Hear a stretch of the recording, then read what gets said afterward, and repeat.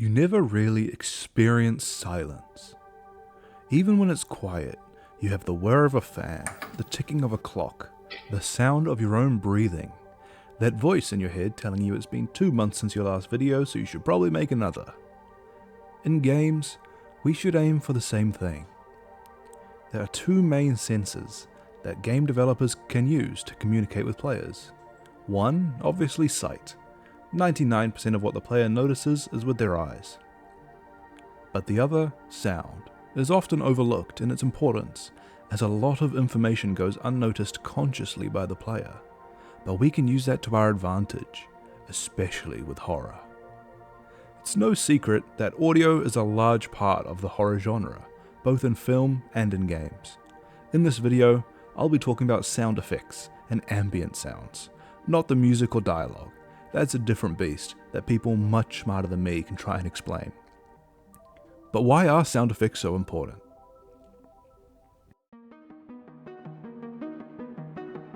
For any horror game to be worth its salt, it needs to be immersive. If the player isn't drawn into the game, they are very unlikely to be scared by the game. So how does our audio become immersive? We look to the mystical land of real life. Think about what causes a sound, and think about what information that sound conveys. Let's have an example. In this scene, our player is moving. Let's add some ambience. Birds chirping. It's a nice sunny day. The trees rustling, lightly in the wind. A river churning in the background. Can we see it? No, but we know it's there.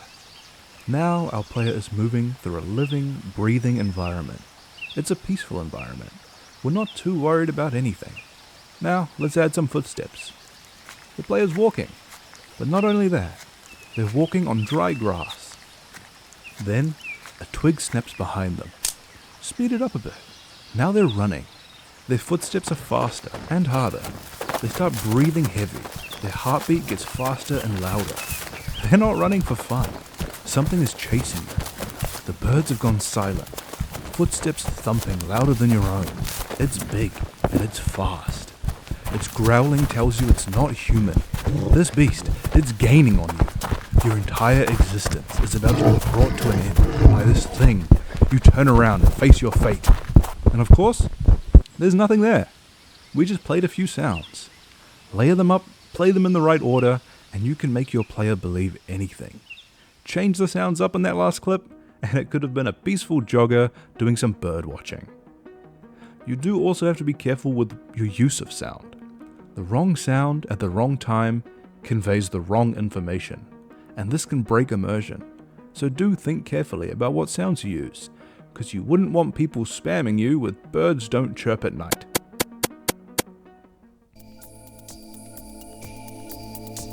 Audio is a way of telling people what to feel. It is an incredibly powerful tool. It reminds me of a story we were taught when learning game design. It's not about horror, but it's very interesting nonetheless. Some game devs were testing their new FPS. They wanted feedback on the balance, and overwhelmingly heard the same thing. One team's machine gun felt a lot stronger than the others.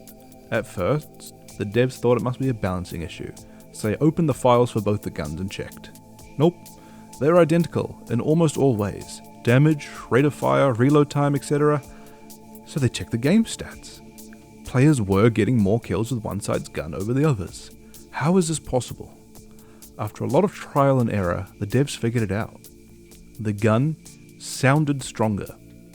It had a punchier sound when shooting, so players felt stronger.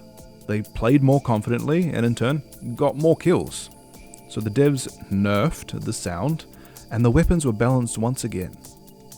This story always reminds me of the power that audio can have and how important it is to games. I can't remember the exact source for that story, so let me know in the comments if you've heard it too. In horror, we love to play with emotions. The sound of someone else being scared often creates the same response in the player.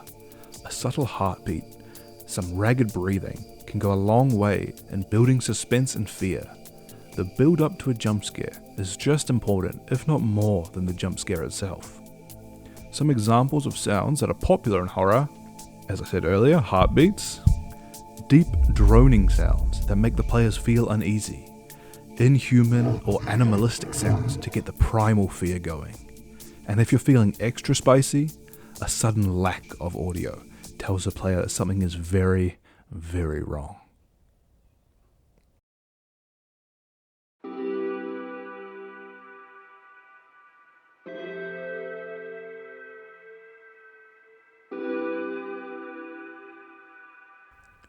Audio is also an extremely interesting way to convey information to the player. You've got your obvious ones like dings, clicks, and error noises as instant feedback for their actions. But that's not the interesting part. I'm thinking more like the player flicks a switch, then a buzzing can be heard in another room. The player just turns something on in that room.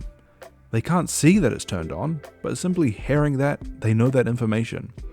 Or the player runs into a room, locks the door behind them, braces himself against it so that nothing can get inside.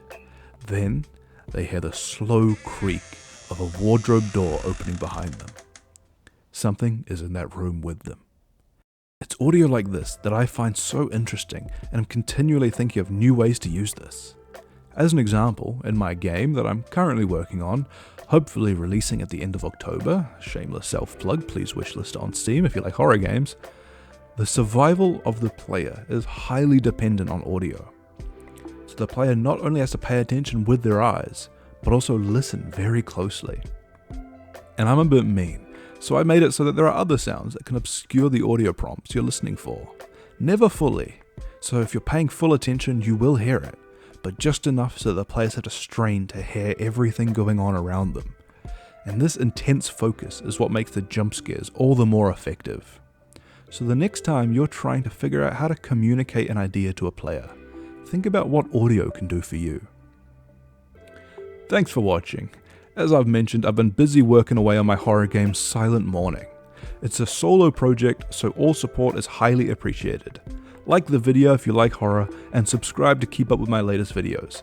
There will also be a link for the Steam page and the itch.io if you'd like to give the demo a go.